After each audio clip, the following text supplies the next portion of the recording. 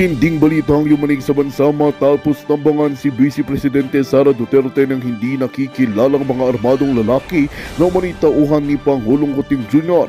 Ayon sa inisyal na ulat, naganap ang pananambang sa isang checkpoint habang patungo si VP Sara sa isang opisyal na aktibidad.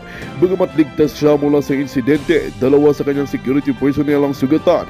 Sa ngayon, patuloy ang imbestigasyon ng mga otoridad upang matukoy ang mga nasa likod ng pag-atake. Samantala, ibinunyag ni Congressman Rodante Marcoleta na may hawak siyang matibay na ebidensya na maaaring magbago sa kasalukuyang political landscape ng bansa. Ayon sa kanyang impormasyon ay may kaugnayan sa di umano'y lihim na operasyon ng administrasyon ni Kuting Jr. na maaaring may kinalaman sa mananambang kay VP Sara. Ano niya sa tamang panahon na ilalabas niya ito upang malaman ng publiko ang buong katotohanan. Dahil dito, lalong tumindi ang tensyon sa pagitan ng kampo ni Kuting Jr. at ng mga Duterte. Habang naghihintay ang publiko sa pagsisiwalat ni Marcoleta, marami ang nangangamba na lalo pang umiinit ang away politika sa pagitan ng dalawang pinakamataas na opisyal ng bansa. Patuloy ang panawagan ng taong bayan para sa isang patas at malalimang imbestigasyon upang matukoy kung sino ang tunay na may kana ng pananambang. Sa kabila ng mga kontrobersyang ito, nananatiling palaisipan kung paano harapin ng administrasyon ang lumalalang sigalot sa gobyerno. At yan nga ang balitang ating pagkakatutukan. Ngunit bago ang lahat, siguraduhin mag-subscribe at i-hit ang notification bell para sa patuloy na pagtutok sa mga sulyap ng bagong balita sa tunay na boses ng masa.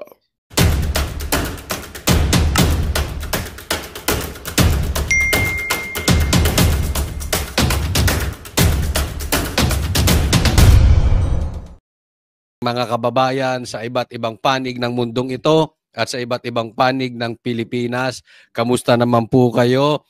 Painit ng painit po ang ating politika at kung ako po ay tatanungin ninyo, medyo talagang malabo na itong kanilang nilulutong impeachment. Pag-uusapan po natin yan kasi nagsisi-atras na po at natakot na po at sa aking palagay, tandaan po ninyo ito. Ang Kamara po or itong mga taga-Quadcom o itong mga congressman ay naghahanap na ng alatore. Ano naman yan, Coach Oli? Mag-alatore na. Yung mga taga-Quadcom, mag-alatore. Mamaya, pag-uusapan natin kung anong ibig kong sabihin nung mag-alatore. Pero ito po ang ating magiging topic for today. Senado, sinaway ni Cheese na wag magkomento patungkol sa impeachment, pero nilaglag siya ng mga senador. Ayaw sa impeachment. Yan, nagsalita na. Mamaya, pag-usapan natin. Tapos, pangalawa, Marcoleta, tinawag, diretsahan, tinawag na bobo ang Quadcom. Yun. Pangatlo, dahil dyan, Marcoleta, tinakot ng patayan. Yan po ang magiging ating pag-uusapan at ang ating magiging topic for today. So wag pong kakalimutan na bago po tayo magsimula, i-like nyo po itong video na ito at sana doon sa mga hindi ko pa po subscriber, yan, sa mga kaibigan natin, mga manunood, sa ating mga kababayan, subscribe po kayo dito sa channel ko, Coach Oli News PH. Wag pong kalimutan, subscribe, and subscribe. Yan, hindi na po natin pagtatagalin. Dediretso na po tayo agad sa ating topic dahil kay Coach Oli, ang bida ay ang balita. Ito muna ating pag-usapan. Unahin natin mamaya na po yung patayan kay Marcoleta, sige, pag-usapan muna to. Political process, not a judicial one. Ulit. Impeachment is a political process, not a judicial one. Ang problema, Jinggoy, Senator Jinggoy, ginagawa nila judicial. Napaka-judgmental na mga kasama mong mga politiko. Diretsahin mo na. Hinuhusgahan na agad si VP Sara. Sangayon po ako sa hindi pagtuloy ng impeachment. There are many Ginaya mo naman ng Iglesia ni Cristo ng statement. Ang dami ring mga politiko sip-sip sa sa Iglesia ni Cristo, but anyway, alam naman natin napakalakas ng Iglesia ni Cristo. Kaya nga naman talagang ninervyos itong Kamara. Sa katunayan, merong bali-balita, nahihirapan sila kumuha ng numero para magsisignature, para pipirma, kasi kailangan nila ng 106 na pirma para diretso, mapabilis, papunta sa Senado. O, ganyan po ang kalakaran niyan. Pero, alam mo, bago natin pag-usapan tong kay Jinggoy, ito po yung sinasabi ko na marami na pong umuugong na balita na una, hindi na ito matutuloy itong impeachment na ito. Kasi una, yung mga senyales, nagsalita ang INC. At alam natin, naging marespeto itong mga congressman dito sa sinabi ng INC na magrarally sila dahil ayaw nila yung impeachment. Napakaliwanag po nito. After nung statement na yon, nagpatawag na ng meeting sa Malacanang. Nagpunta 200 plus na congressmen diyan sa Malacanang mismo, sa palasyo. At ang umuugong, ayaw magsipirma ng mga kongresista. Dahil nga naman, mapapasama ang kanilang diretsahin na po natin. This is a political suicide. Matagal na po nating sinasabi, si BP Sara at si BBM ay uniteam pa. Binabanggit ko po sa aking channel, doon sa matagal na nanonood ng live ko, it's a death sentence ang kalabanin ng Duterte. Dahil alam natin na malakas pa rin ang Duterte. Pero yan pa rin ang ginawa. At ngayon, eto na. Eto na po, doon sa pirmahan. Wala na pong urungan to, magkakaalaman. Hindi na pwedeng makatamba ka and at the same time, Sara Duterte ka. Hindi na po. Kasi pag pinirmahan mo yan, ibig sabihin, ayaw mo si Duterte. Tama yung sinasabi ni Jinggoy. This is a political issue. Not a judicial issue. Kaya nga naman, yan ang balita na mag-aalatore na tong mga to. Anong alatore? Di ba? Ano? Yung sinasabi na naalala nyo yung sumugod sila sa KOJC at naghukay sila doon. Naghahanap na sila ng exit na paraan para hindi sila kahiya-hiya. Kasi may hukay doon. Tapos hindi nila mahuli si Pastor Kibuloy. Di ba? So naghahanap na sila ng issue. Kaya nga ang nababalitaan that time na talagang magdadampot sila ng mga vloggers, ng mga media ron. Paiikutin nila na kaya hindi nila mahuli dahil kasalanan ng media. Ganyan na po ang usapin nun. Ganyan na po ang nakakarating sa aming balita. Bakit? Para isalba ang kanilang kahihiyan. Ito na po ang katatapusan niyan. Magsasalba na po sila ng kahihiyan. Bakit? Kasi hindi ito magsusurvive. Una, sa Senado pa lang alam mo sasablay. Pangalawa, natakot sila sa INC. Pangatlo, maraming ayaw pumirma na kongresista. So, paano nila isasalba ang kanilang kahihiyan? Sasabihin nila, malamang-lamang kulang na sa oras. Sasabihin nila, ayaw pumirma ng kongresista kasi gusto muna nilang makita yung laman ng impeachment.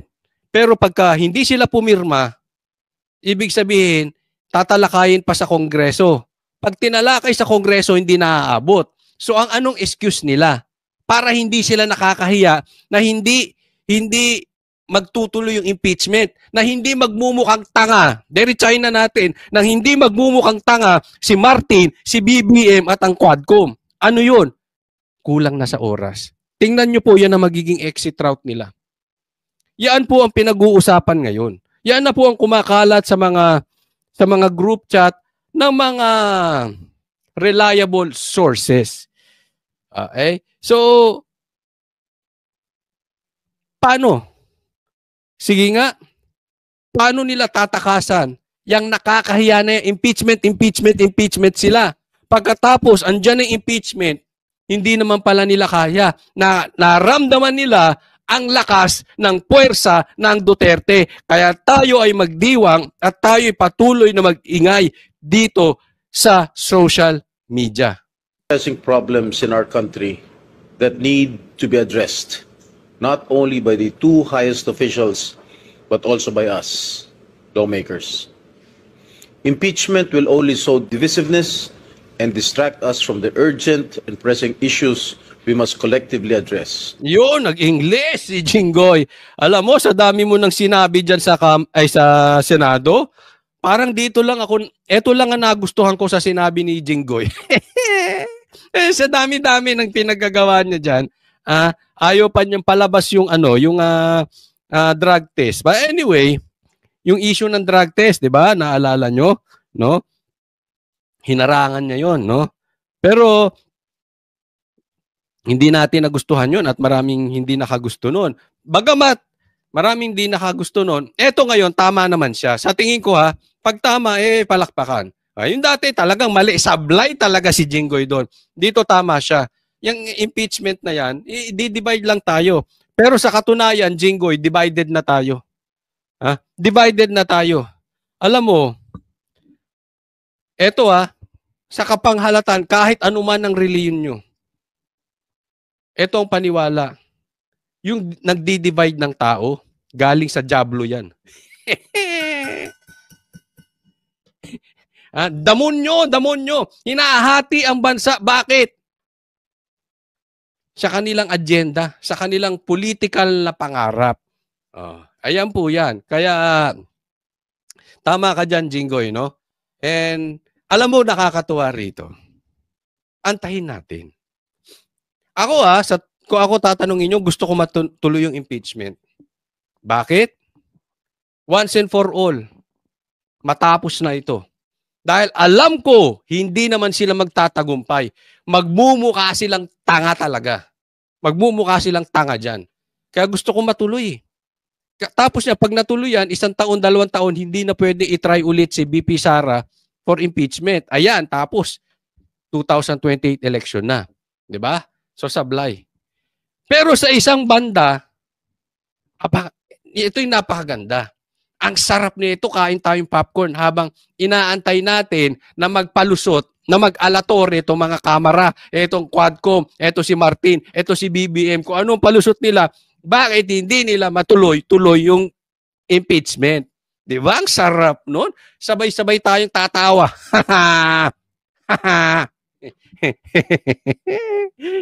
Di ba? Biglang inurong, isipin mo, nakipagkuntsaba ka na sa mga NPA komunista, di umano. May di umano nakipagkuntsaba ka na, sablay ka pa, hindi pa rin nyo maituloy-tuloy. Ang laki na ng inubos nyo sa kakaayuda. Ayaw pa rin sa'yo ng tao. Kakahiya yun. Impeachment moves should be firmly rooted in the principles of justice and accountability, not personal or partisan motives. Patuloy ko po na ipagdarasal at hihilingin ko na rin ngayong Kapaskuhan na manaig ang reconciliation sa pagitan ng ating dalawang pinakamataas na mga lider ng ating bansa para na rin sa kapakanan ng ating mga kababayan. Yon. Ito. Tanong natin bago tayo pumunta sa patayan nitong kay Marcoleta. Tanong ko po sa inyo, kayo ba sang-ayon na matuloy yung impeachment kay BP Sara? Ilagay nyo dyan kung oo or hindi, anong dahilan kung bakit. Sige, next topic po tayo. Ito, nagwala na si Marcoleta. Pag-usapan natin.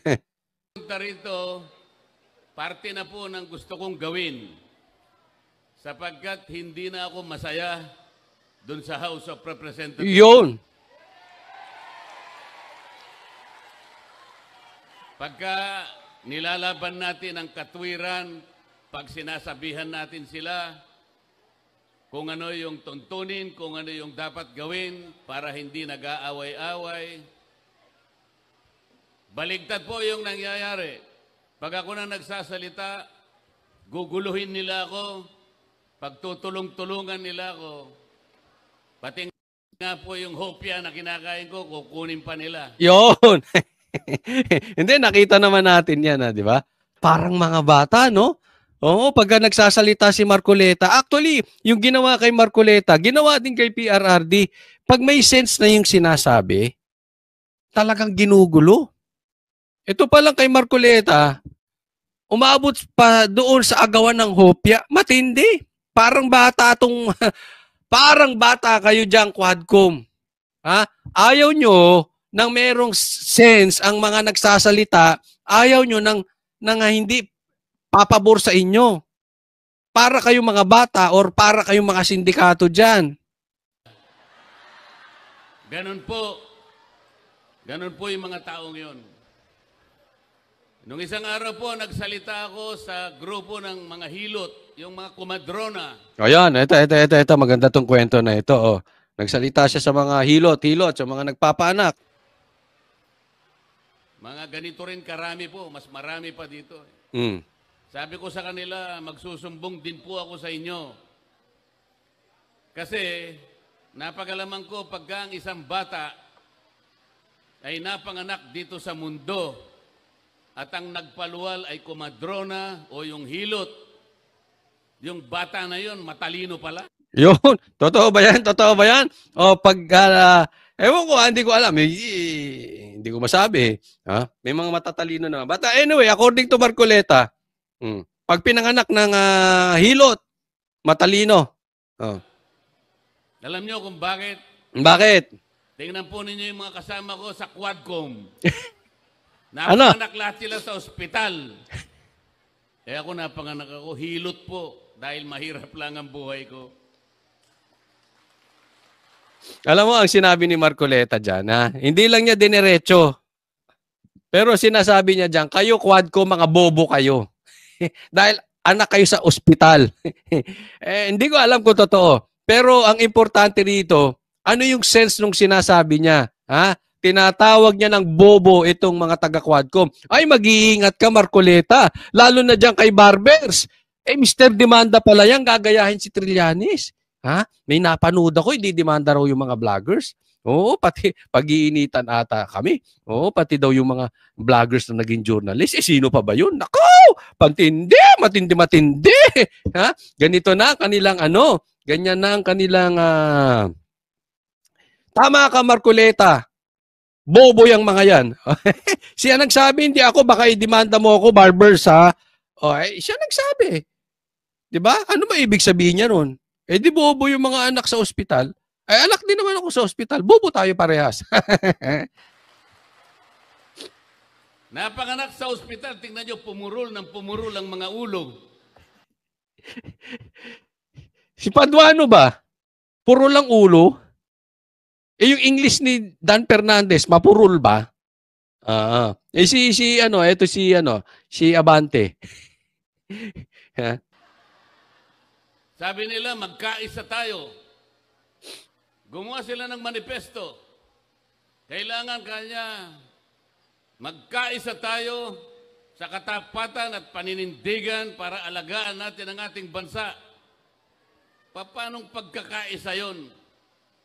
Paano magkakaisa ang isang bansa kapag ini-impeach mo ang Vice President? Hindi, bungol nga talaga yung mga yan. Saan ka nakakita ng isang presidente ang number 1 campaign niya ay pagkakaisa or unity? Tingnan mo ang nangyayari ngayon. Kung hindi ba naman walang weak ito si Marcos, hindi niya kayang panindigan. Hinayaan niyang nilapa nung pinsan niya yung kanyang vice president. Anong kabaklaan po yun? Bakit mo hinayaan? Yung babaeng vice president mo, na ipinangakuan nyo ng unity. Anong klaseng presidente ito si Marcos? Hypocrisy. Nagpapanggap. Nagbabalat kayo. Ano po yung nagpapanggap sa Bisaya para ma-emphasis? Ipokrito. Ha? Ano yung sa Bisaya? Yun. Translator ko Sabi ko, pagtulungan natin, napakaraming problema ng bansa natin. Ang kuryente, napakataas ang kuryente sa bansang ito. 10 bills, power bills ang ipinail ko. Wala kahit isa ang dininig sa committee. Paano ba puro Quadcom na lang? Lahat ng panahon, lahat ng atensyon binigay lahat sa Quadcom. Yan ang problema. Yan ang sinasabi natin, di ba? Ang dami niyang final na batas. Hindi na asikaso. Bakit? Busy sila kakatira sa mga Duterte. Para itong mga chismosong, mga artista vlogger. Oo, ungkatin ang ungkatin. Sila lang iba. Yung artista vlogger, lahat ng artista. Etong Quadcom, wala Duterte lang. Ano nangyayari sa bansa natin? Yung nilagay ninyo para gumawa ng batas na makakatulong sa Pilipino, anong pinaggagawa? Ayuda rito, ayuda ron, ayuda doon. Birahin si Sara, birahin si PRRD, birahin ng Duterte, birahin lahat ng humarang sa kanila. Ngayon naman, anong binibira? Pagkatapos birahin si Pastor Kibuloy, vloggers naman. Ganyan po yan sila. Isusunod na po. Wala nang panahon para dinggin yung mga panukalang batas na makakabuti sa tao. Ano po ba ang layunin ng ating batas sa kuryente na ginawa 23 years ago? What is the objective of that law that was enacted in 2001 or 23 years ago? To ensure the delivery of quality and reliable and affordable rates of electricity in this country. So pag sinabi mong secure and reliable, walang brownout. Pag sinabi mong affordable, Mura. abot kaya. Alam mo, sa doon sa mga ano ha, ewan ko ngayon, pero yung huling pinanggalingan ko, Mindoro, grabe. May scheduled brownout 12 hours. Mahal na yung kuryente, puro pa brownout. Grabe, ganun katindi. Abot kaya. Sa Bisaya, barato. O yan, nakita nyo naman. Hindi mo alam yon, Senador Philip Salvador. Yun ang pangunahing layunin.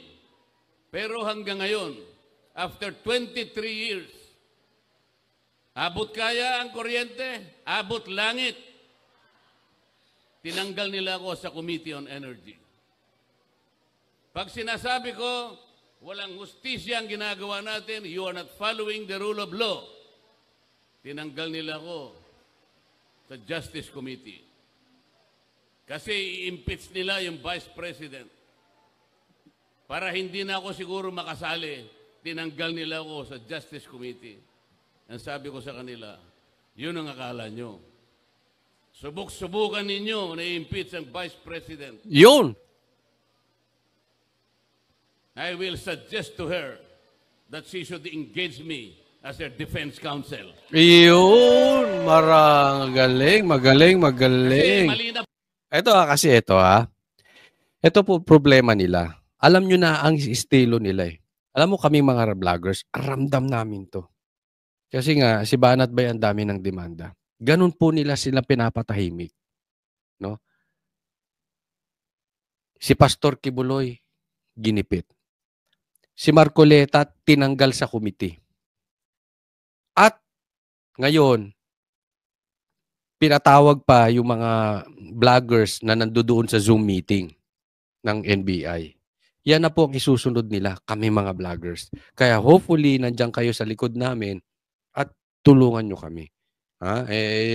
Pwede ba ako makahingi dito sa mga manonood natin na susuporta sa amin hanggang dulo? Dahil alam ko parating na mga demanda sa mga vloggers at talagang pag-iinitan at patatahimikin kami. So, sige nga, palagay mga fist bump doon sa mga susuporta sa mga vloggers na patatahimikin. Kasi, yan na po ang estilo nila. Yung nag-attend ng Zoom meeting, pinapatawag ng NBI. Si Barbers magdedemanda na sa mga vloggers.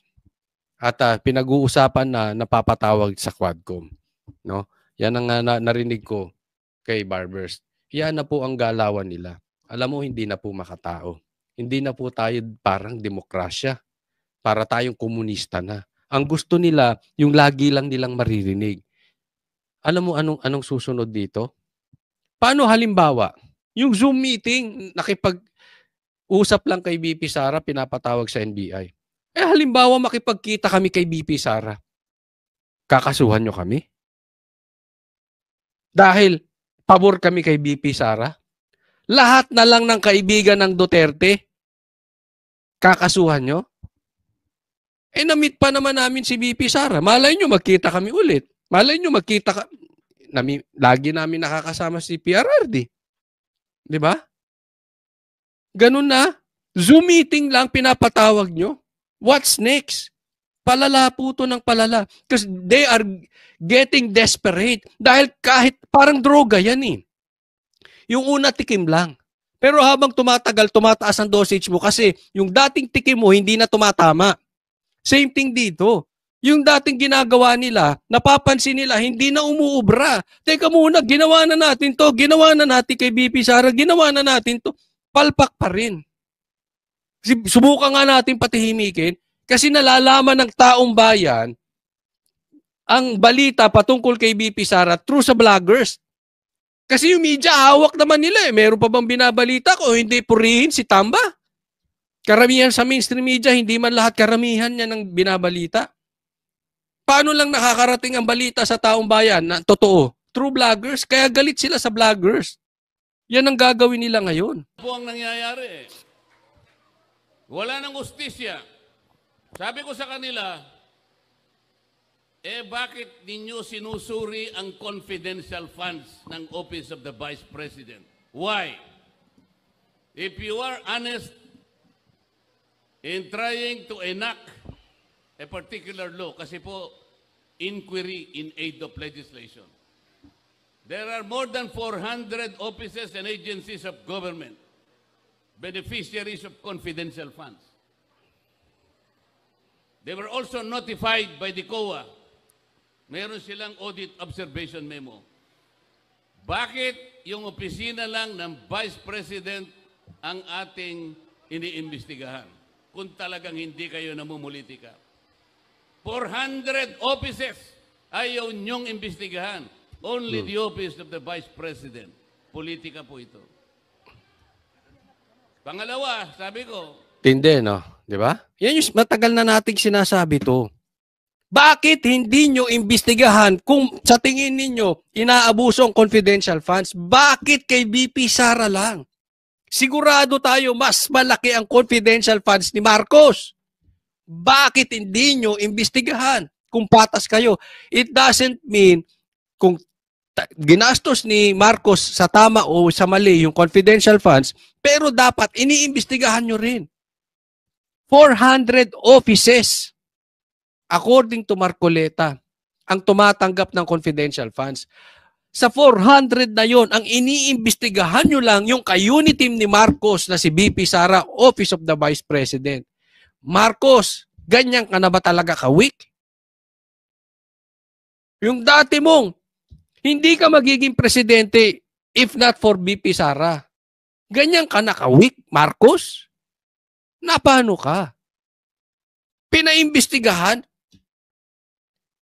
Office of the Vice President lang sa daming ahensya? Ano ka? Bakit pinayagan mo yung pinsan mo? yung pag-audit, yung pag-examine ng mga papel, ng mga reports about public expenditures, ito po'y trabaho ng COA. There is only one office. There is no other office.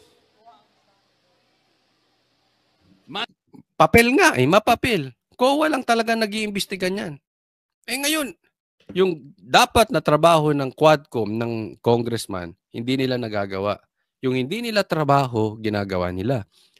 Tulad ng pag-iimbestiga. Hindi naman sila korte, hindi naman sila COA. At the same time, yung hindi nila trabaho na pagbibigay ng ayuda na sa DSWD. Magandang balita ang hatid namin sa inyo ngayong araw. Sa pagtatapos ng aming balitaan, nagbigay kami ng mga mahalagang impormasyon. Maraming salamat sa pagtutok at pagsuporta sa aming programa. Huwag kalimutang manatili sa mga susunod na araw para sa mga bagong balita at mga kwento na dapat nating abangan.